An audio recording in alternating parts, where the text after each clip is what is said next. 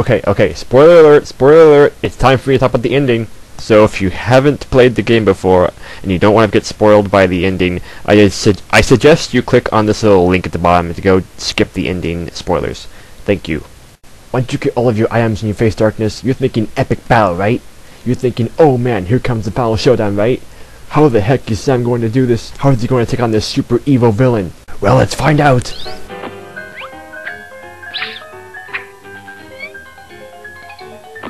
Darkness?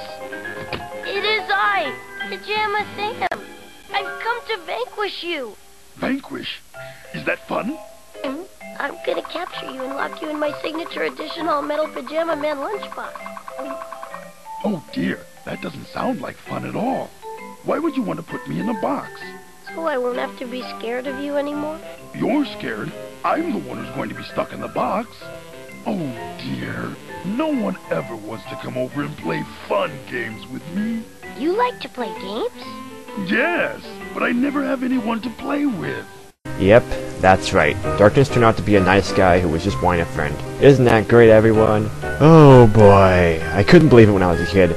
My mind was blown. This game built up all this fear about this big bad guy at the end, and he's just this kind, gentle creature that is just very lonely. Man, that's crazy. I was disappointed, yes, but really, what do you expect with a kid's game like this? If they had done what people would have expected them to do with Darkness, then it would have been too scary, probably. Also, how would the battle go down? I mean, I guess he could capture Darkness in his lunchbox, but then what? No more Darkness in the world? I think it's pretty clear why they chose this ending. But it still would have been cool to see an epic showdown. One can only dream, though.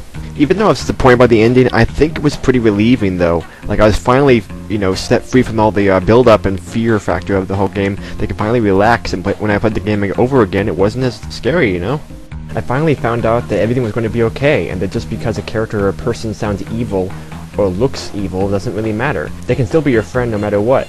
I think this game really helps teach kids about handling their fears and showing them that they need to have courage even in the darkest of times, and you should not judge a person on how they look. You never know what that person is actually like until you meet them. There's some pretty good life lessons there.